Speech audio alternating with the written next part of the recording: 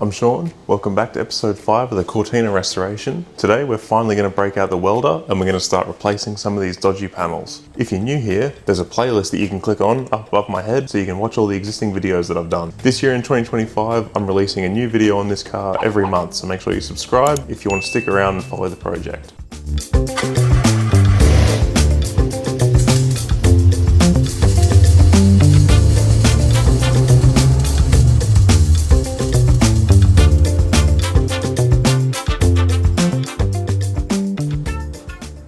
First cab off the rank is this parcel shelf. I hate it. I really don't like when people cut speaker holes into cars that didn't originally have them, but I especially don't like it when they use methods like this. I'm not sure if this has been cut with an oxy torch or maybe chain drilled. It's got to go. I've got a new donor panel, so let's have a look at that. This is a parcel shelf that came off a 440 Cortina down at Pop-Op's farm. There's a little bit more than what I need here, but just like a stone sculptor, we've got to chip away everything that we don't want, and what we'll be left with is essentially a new old stock parcel shelf panel from Ford.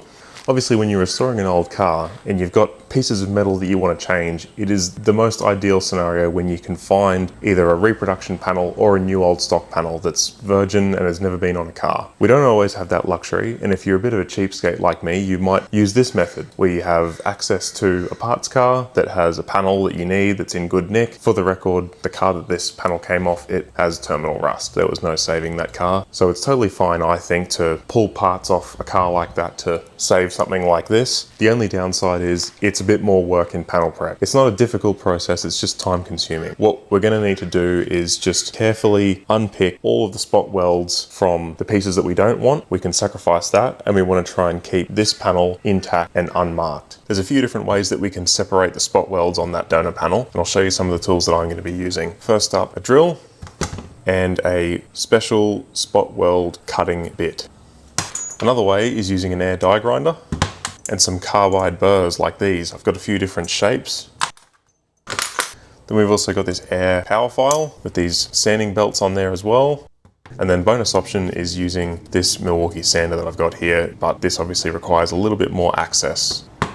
Now the first step in removing the spot welds is to identify them and mark them out. So what we're looking for is little dimples like this. See another one just here. They can be a little bit tricky to find, so just feel your way around for low spots. Sometimes they'll be a little bit dicky like this one here and actually on the edge of the panel. From another angle here, we can see these spots where the metal has been crimped together. These are also spot welds. I'll show you from the top. So you can see each one of these little circle spots here. They are all spot welds and they all need to be removed.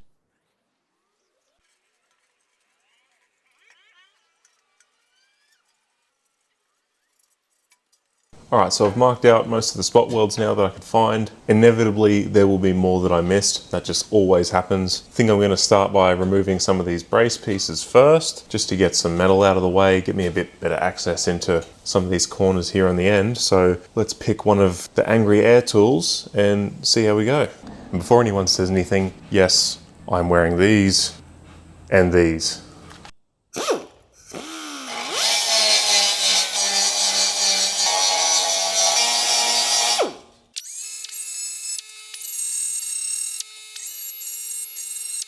Just removed a little bit of material with that burr, and I've just got this, I don't know what you call it, panel knife, cold chisel sort of thing, and just starting to peel up the corners of the panel. I'm not harming this, and the idea is work fairly slowly, take little bits of material off at a time until it's almost paper thin, and you can just sort of tear it off if it doesn't separate by itself, because what you really don't want to do is keep going and start digging into this panel underneath. Once you get the panel that you're trying to remove thin enough, a little bit of tension should be all that you need to break the rest of the bond.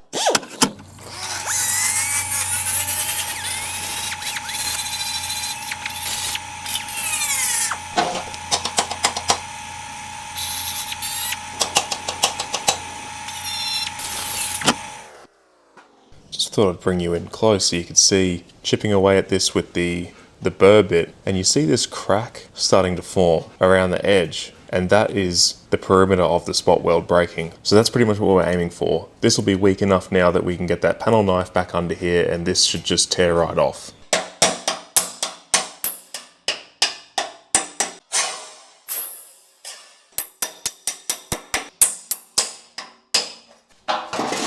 Easy as that, but time consuming.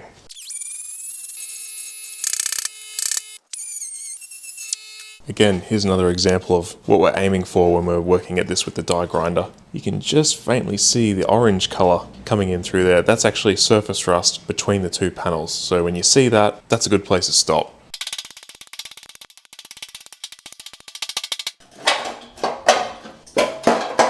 Okay, I just repeated the process on the other side. So we've got this support piece freed now. Make no mistake, there's still a little bit of cleanup to be done here, but importantly, it's only excess material that requires cleaning up. We have not gouged into the panel that we're trying to save, this one down here.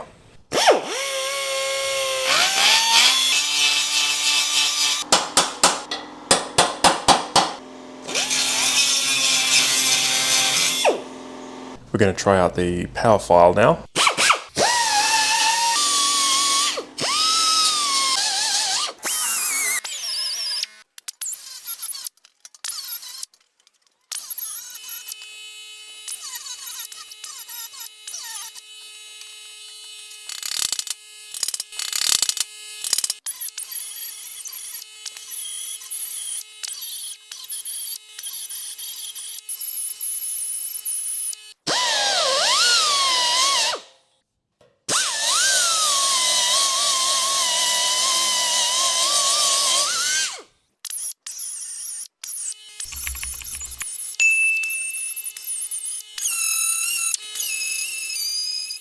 Three hours later.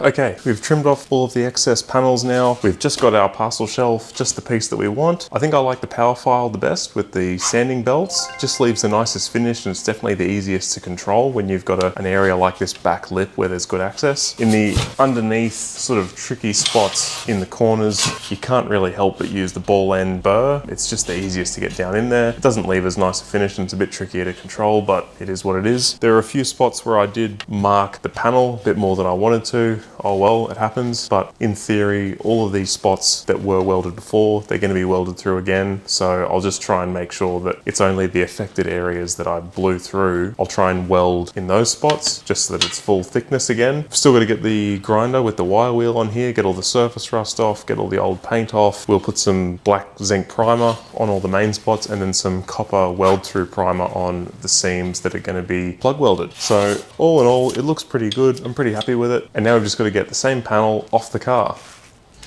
I've just spent a little bit of time off camera getting this piece a little bit closer to being ready to install. Just cleaned up with some grinding discs, a little bit of the excess metal that was still attached to the panel.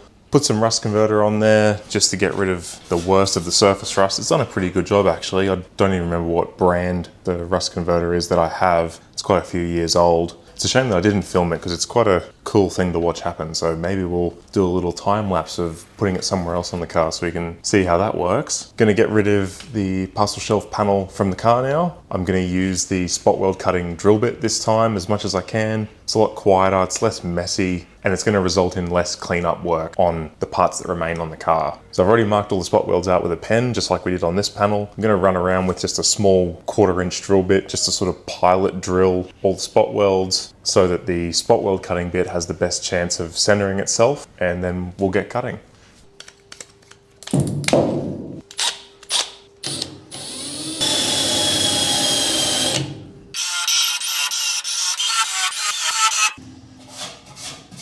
This is what I tried to show in the earlier clip at the start of the video. The profile on the end of this bit, it's not like a standard drill bit. There's a little point in the center and then there's a raised edge on both sides. And it kind of has the effect of being like a miniature hole saw.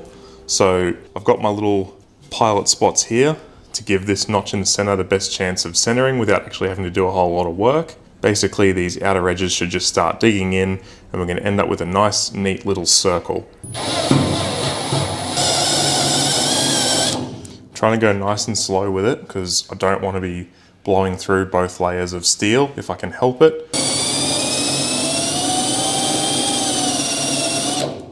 And you can see the nice little circle mark that leaves. And similar deal to the other panel that I was showing where we want to look for a change in color, where we can start to see perhaps surface rust between the two skins or just some sort of crack starting to appear, because that tells us pretty much when we've gotten through the first layer and we're starting to dig into the second. So we just want to remove the outer skin again, leave the bracket underneath intact, because that's what our new panel, the new parcel shelf, is going to attach to.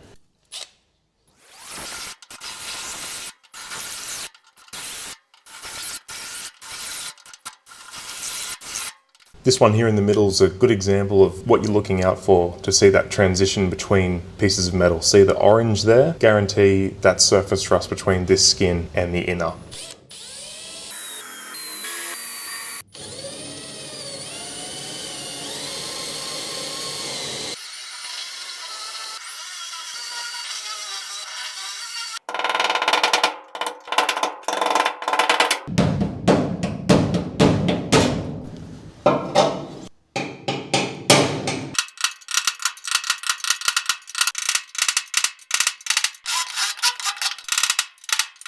Alright, so all the spot welds for this center brace area are gone. We've got to turn our attention to the outer edges and then this back lip. And I'm just going to get the angle grinder in here and just cut the bulk of the panel out of the way, just so that it's out of the way.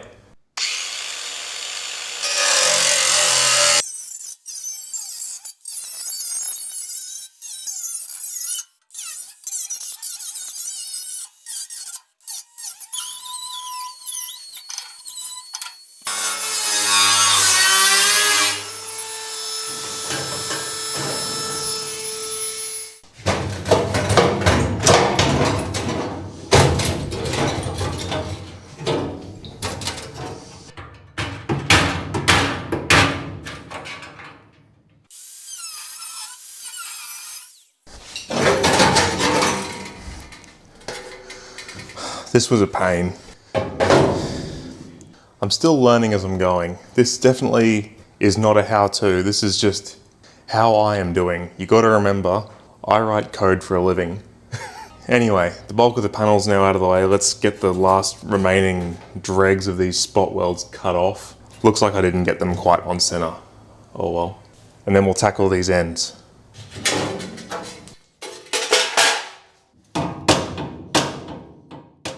I don't know how happy I am with how this is turning out. I'm having some regrets maybe with using the spot weld cutting drill bit, and I'll admit I probably didn't hit the spot welds square on as close as I needed to. Had a lot of trouble getting this remaining piece off. Where'd it go? Here, getting this off. Bit of a nightmare, and look, some of these marks from the bit have gone a bit further into the piece of metal that I'm trying to keep. They've gone a bit further than I would have liked them to. So I'm not really sure what I want to do here. Like, do I cut out some new flanges to graft onto here so that it's all fresh metal? I'm kind of tempted to. I don't really want to cut the corners. Like I said, I've learned from this. I think if I was to do this again, I would use the finger belt sander. Just the nature of it, because you're working down very slowly and it's the end of the belt is more squared off. It's less likely to have proud portions like this. The other thing I would also do differently is I'd get the wire wheel on here first and foremost and just get as much of the paint off as possible to get a really good shot at marking the center of the spot welds. Clearly I didn't get it close enough. I was just aiming for the center of the low spots, and perhaps that's not as accurate as I thought it might be. Yeah, anyway, like I was rambling on about before, still got to get these end pieces off. I doubt that we're going to get time to weld this panel on in this video. We're coming to the end of February now. It's actually the end of February tomorrow, and I really do want to get one video out every month. That's the goal I set, and that was more important to me than trying to tell a complete story each and every video. It's just about being consistent. Plus, I don't want to rush it, and if the best course of action is to actually cut these little flange pieces off and put new ones on from scratch so that it's less compromised metal, then I would rather do that. And if I do that, it's obviously going to take more time. Well, that didn't really go to plan, but I guess that's how projects go sometimes. Plenty of learnings for next time, like I was just rambling about in that last clip. I'm keen to sort this metalwork out as good as I possibly can, so we'll revisit it very soon and we'll make sure it's done well. Had a bit less time in the shed this month because we had a great, fairly long trip down to see the family. Usual stuff like picking up relics from the wreckers, hanging around the place, driving old cars. Hope you enjoy some of the little clips that I have of that. If you want to get updates on the project between videos, you can follow along on Instagram. I'll leave a link down below. If you like the video, give me a thumbs up, hit subscribe if you want to see more, and that's it. We'll see you on the next one. Thanks for watching.